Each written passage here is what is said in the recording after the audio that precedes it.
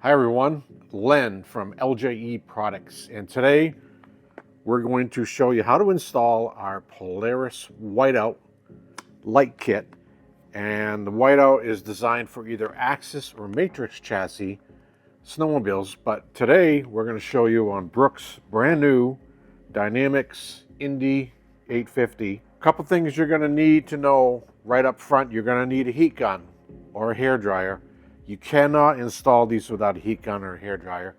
It's got to be in a warm garage. There's nothing you can do outside in the cold because the VHP 3M adhesive just doesn't work good unless it's warmed up. Once it's warmed up and adhered to the surface of the sled, it doesn't come off. So the tools that you're going to need to install the Whiteout kit is the heat gun, which I already mentioned, super important. You're also going to need to be able to disconnect the battery connections so that you can hook up the Whiteout kit to the battery. And this is for sleds that have a battery. So you're going to need a 10 millimeter, which you can use a ratchet if you want, or a 10 millimeter wrench for the battery connections. You're also going to need either a step bit or a 3/8 drill and a 7/8 drill. But if you have a step bit, which are these guys, these work good because you can go in really slow and precisely and it opens the hole up as you go. And another thing you're going to need is something to cut the wire ties as you install them. In the kit, we give you zip ties, cable clamps. It comes with its own switch, battery connections, and it comes with special wipes that prep the surface for where you're going to install the strips, the LED strips from the Whiteout kit. So first thing you need to do is get the sled apart. And on a Polaris, that's very easy. You pull the side panels, you pull the whole hood assembly, get everything open so you can get in here so you have access to do the wiring. In order to gain access to the battery, to do your connections here, you got to remove this riv nut, and there's another one down under here I'm going to show you in a minute. You also want to take this Torx screw out to give you a little more access. It just makes things easier. So T40 Torx bit takes this particular fastener right out of there. All right, next thing you want to do is pop out these riv nuts, these plastic fasteners. I have a tool designed to do this, but you can use a screwdriver. And you'll see there's another one under here. And we're going to want to get this one out too. To get these out of the way, I just take this, stick it through this slot, and put them like that, and now they just stay right out of the way. Nice little tip. Safety tip: when you're disconnecting the battery, you will always disconnect the ground wire first. That's what kills the energy in the system, so you can't get, make a short and cause damage to you or the sled or whatever. So you disconnect the battery first by doing the ground, which is the black wire. And then you get that terminal way out of the way so it cannot come back and touch. And then you put your nut back in, and now you're going to remove the positive. Next thing you're going to do is take the wiring harness out of the kit, and you're going to access the two LED strips. If you look close, you'll see here we have quick connects. These are waterproof quick connectors that make it easy to install the LEDs. So you want to wiggle them and pull them apart. And if you look really closely, they're indexed. When you put this together, you have to make sure it's indexed properly and gently push it back together. Otherwise, you'll bend the little prongs that are inside there. Put the harness aside, and now you can prep. So obviously, this is a Matryx chassis, but it does work on the Axys, and we have another video that shows you how to do it on the Axys. On the Axys, there's a different shape in here, and it fits in there. On the Matryx chassis, if you don't have a skid plate or a bumper, you're going to stick them right in this area, right here. Okay? You want them angled out a little bit on this angled surface here. Strip is very flexible, and it's very, very rugged. It has a urethane coating. These are very high output LEDs. It may not look like much to some people, but this strip is exclusively designed and made for this product, for me, LJE products. So you cannot buy this strip in AutoZone. This is very high-end stuff. So check for your placement. If you have a belly pan that flares out, you can put it on the flared side of the belly pan. And if you have, let's say, the Century bumper that Polaris makes for an accessory, same thing, you can put it right on the metal part of the bumper. Remember, you got to use a heat gun. So what you want to do is place it on here and determine where you're going to drill a hole, which is in this area right here, to get this connector through. This is where you need that 3/8 bit or a step bit. So kind of lay this out and determine where it's going to end up before you drill. And I'm liking it right there, so I'm going to make a mark. And this line is going to be where I drill up into this piece. And then you mark the other side.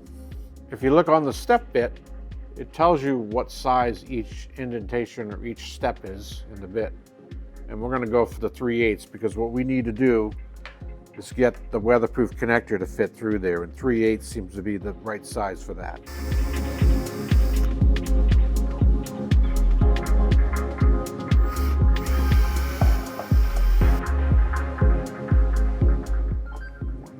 When you're drilling, go slow, because if you drill too fast, it heats up the plastic and it makes it melt, and it makes for a irregular hole. So just take your time and don't go fast when you drill. All right, so once you get the hole drilled, just test it. Make sure things are coming out where you wanted. Now we're gonna do the other side. Okay, we're ready now to use our heat gun to heat up that area in here. You don't wanna get too close. You don't wanna use high heat. You're just trying to get it so you can feel the plastic when it starts to get a little bit tacky from the heat, but you basically wanna get this warmed up. That's gonna help promote the adhesive on the back of that strip to stick and be permanently on there. In your kit, you're gonna see these little prep pads. We're gonna use these to prep the surface. This is better than alcohol. It makes the 3M VHP adhere to the surface. Now you're ready to install the kit. Stick your quick connector up through here. Use your freehand here to hold that in place, then line it up where you want it to go. And if you stick it on and you don't like where it is, you can kind of pull it back off. Pull it back off and show you how that works. Now, work the center first to get all the air bubbles out, all the way down. And then work the edges in. If you look closely at the edge, you can see the 3M sticking as I come down the edge. And work it right down one side, and then work it down the other side. Make sure you don't have any air gaps where water can get in, because when water freezes, it turns to ice and it expands, and it could cause the strip to start falling off. If you do this correctly, these will stay on for the life of the sled. And like I told you before, it's super tough, these LEDs. This can take hits from rocks, chunks of ice, whatever. And because it's on a flexible surface, meaning the plastic belly pan, it moves with it and deflects the energy so it won't hurt the LEDs.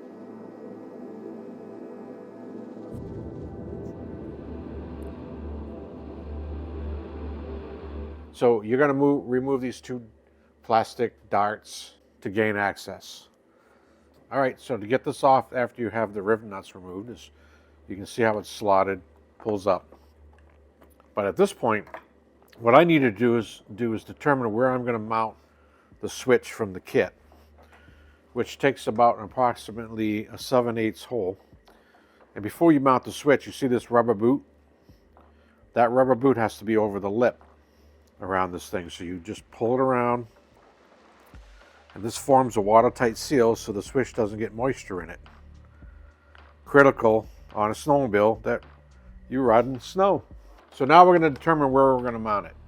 So on this particular snowmobile, normally we would mount that switch over here where there's some real estate available. And we could mount it here, but Brooke races her snowmobile and she needs her magnetic tether for that, and that's where that's going to go. So we're going to find a different spot And from what I can see under here, there's room to have it right here. So I think we're going to put it right in this area. We've determined we're going to drill our hole in this area. We've made sure there's nothing behind there that we're going to hit with the bit. When you're drilling through this panel, it's plenty of room in here. There's nothing in there to hit when you have it floating like this. So you basically just center your bit where you kind of want it and commit to drilling. And remember, don't go fast. Take your time. These kind of bits can go right past where you want to be, and now you got a big hole that you have to deal with. Remember that when you're drilling, you want to end up around 7/8 of an inch of a hole. You can check the diameter on this if you want. And if you notice, there's a couple of little retainers built in, which are like spring-loaded clips, and that's what holds this thing in place. All right, in order to get the switch in, we're going to have to remove our connectors on our wiring harness. It's going to be oriented that way because the I is on and the O is off. So you want the I facing forward when you mount it in your location. So before you remove these things, take a picture with your cell phone so you remember where they go. We're also going to put in the video this, and you'll be able to refer to this if you forget. So the next part we're going to do is we got to route our LED power wires that go down to our strips safely through the chassis so we can get them down there, away from sharp parts, moving parts, hot parts. Before we mount our switch in there, we got to get this stuff in so we can get the rest of it in. So what we're going to do is pick a route, and remember this part of the harness is coming from the switch. So it's going to be routed around the left side of the sled as you sit on the sled. And I usually go across in this area under the hood, and I'm going to pick a spot where I can get the wire across through without being near the steering shaft, because I don't want the wiring rubbing on the steering. So what I've done is I've picked my route across the top of the engine bay, away from the steering shaft, things that are moving, things that are vibrating, sharp edges, all that. I haven't secured anything with zip ties yet because I want to show you the next step. When you're coming through here, the bumper comes all the way through the chassis and attaches up in here. And we're going to be running our wires below the bumper, but we have to leave some room for the bell holder, which is going to be secured in here. So we need to leave room, so when we put the bell holder back in, the wires have a little bit of a droop in them right through this area to allow for that to go back in. So we need to keep this down in here. We'll probably tie it to the temperature probe on the exhaust. And what we're doing is we're going to get them over to here, and we're going to put the quick connects back in. Remember, these are clocked, so you have to get them just right or you're going to bend those little prongs and it's not going to work. So make sure you line it up properly and just gently insert these two guys. Now if you look in here, we've got to secure the wires away from the hot exhaust. And in order to do that, I give you some clamps that hold the wires to the front plastic of the snowmobile. So we're going to get those out next. We're going to use our prep pad to prep where we're going to stick these until we get up to here, and then we're just going to zip tie to the bumper right through here. So I prepped the area right in here where I'm going to stick these little clamps. And then I'm going to take my microfiber and wipe out the prep. Make sure everything's nice and dry. Okay, these are the little cable clamps we're going to be using, 3M VHB on the back. You're going to want to orientate these guys so they're facing up. So the opening is facing up.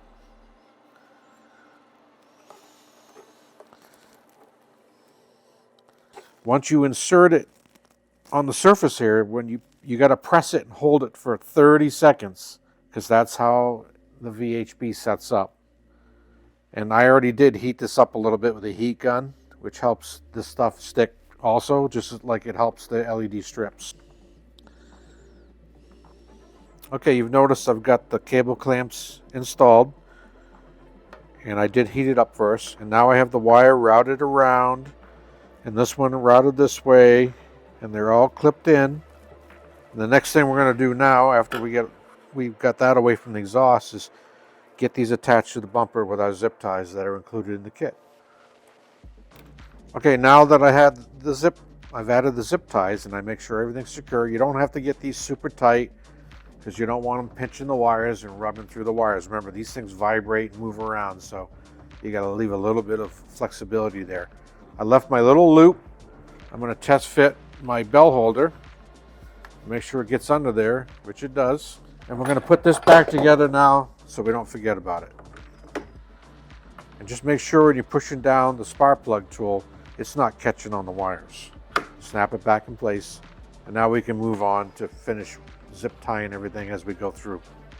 All right, we're going to test fit the switch to make sure we have the hole opening correctly.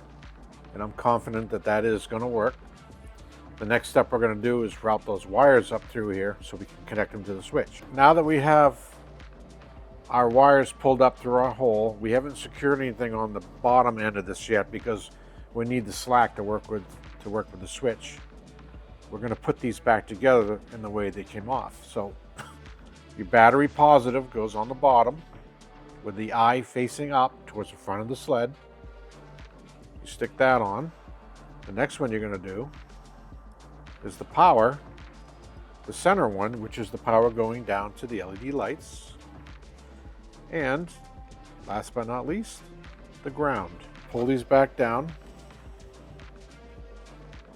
And you're going to snap the switch in place. Remember, you got to make sure that that gasket or the boot is all the way down around the lip, all the way around so water can't get into the switch.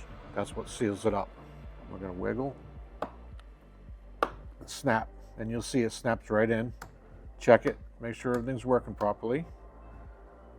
And you can spin it if it's not quite lined up. And now we're ready to put this back together. All right, now we got to get the positive and the negative wire down to the battery. So I'm going to route it behind the pull start recoil mechanism right here. Okay, so I've gone behind there, and you got to be careful when you come down through this area because there's a lot of sharp metal parts. And if the wire rubs on this edge right here of this bracket, it's going to slice right through it. So you can't run the wire in an area where that can be a possibility. Before you secure the harness, which is at this point just the black and the red wire, which is the power that goes up to the switch, you want to get your terminals over to where they're going to go. One's going to go on the negative side of the battery, one's going to go on the positive. What I like to do is, using this boot that Polaris has in here, is I like to take a pair of needle nose and come up through here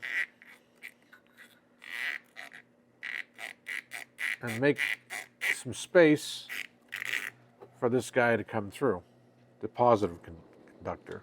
And we have an inline fuse to protect the harness in case it does short out. We're going to leave this in a spot where it's easily accessible.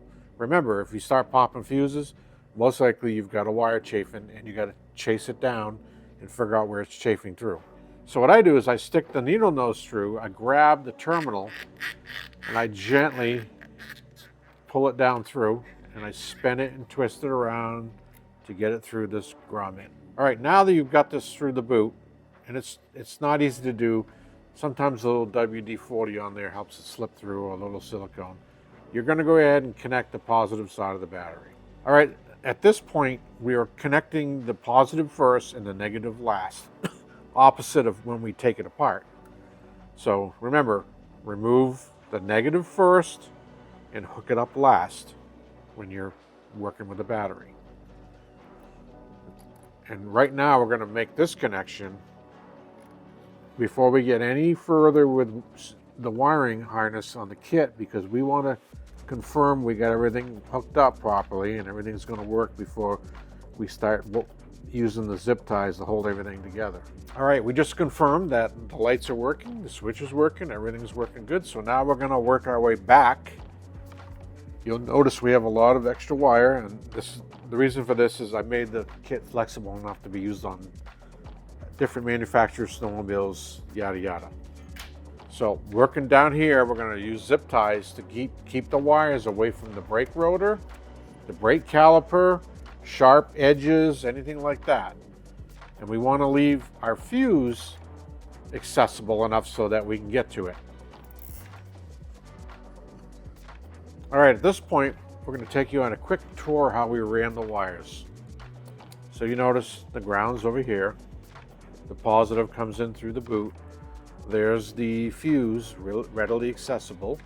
We ran under here with the wires, came up, kept away from the brake rotor and the brake caliper, kept away from the sharp edges, zip tied it to the coolant bottle, came up behind the recoil assembly pulley so that you don't have your recoil rope sawing your wires in half.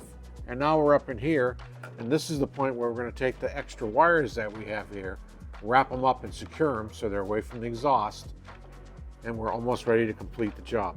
Okay, what I've done is I've got all my wires organized. I have them grouped together, hooked to this part of the wiring harness away from anything that's hot, and I'm looking down where it goes through the sled across the other side. It's not near anything, it's not rubbing anything, and I'm pretty happy with the way it's been routed. So again, you just make sure you stay away from sharp stuff, hot stuff, moving parts. All right, if you've done everything right and you press this button on the dash that you've installed, now you've got the whiteout kit. What makes this kit so unique is the fact that it's hooked to the battery, so the sled doesn't have to be running in order to have light. So even though we designed this kit specifically for Polaris, Axys, and Matryx chassis snowmobiles, we've actually had a lot of Arctic Cat guys that have put them on theirs, as well as a few Skidoo guys. Really anything that has a battery or direct current power, which most fuel-injected snowmobiles these days have direct current power. So it's a good light kit for having the ability to have a light when your snowmobile's not running, which is a good safety thing, but it's also great for just doing things on the side of the trail or tying it down in your snowmobile trailer. There's a lot of good uses for this. It does produce about 1,500 lumens of light. It's more like a floodlight, but it has side emitting diodes, which actually shoot the light out to the sides, which is super important when you're riding on the trail. It picks up the light where the headlight doesn't shine, which is right in front of the snowmobile. And think of it as more of like a fog light. Awesome kit. Thank you for being customers of LJE products. Brooke and I thank you, and we'll see you guys on the trails.